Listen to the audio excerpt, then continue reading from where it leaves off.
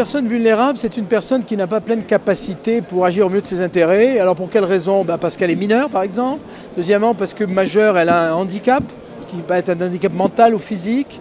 Et puis troisièmement, et c'est d'ailleurs une catégorie en expansion, parce que l'âge avançant, cette personne voit apparaître, mais c'est pas sûr, un déclin de ce qu'on appelle les habiletés mentales, c'est-à-dire la capacité, l'aptitude à se concentrer, à faire des calculs, à prendre des décisions.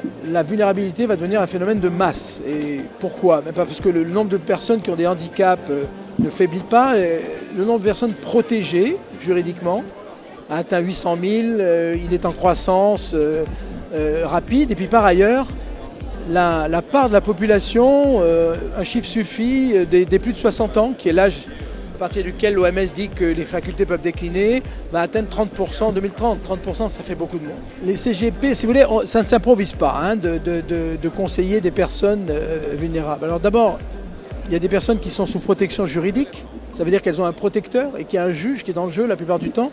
Et donc, il faut que le CGP comprenne quel rôle il peut jouer dans ce quatuor. La personne protégée, le protecteur, le juge et puis lui-même.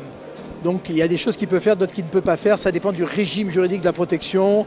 Il y a ce qu'on appelle les actes de disposition, d'administration. Ça, c'est pour les personnes qui sont juridiquement protégées. Et puis il y a des personnes qu'on appelle des personnes fragiles.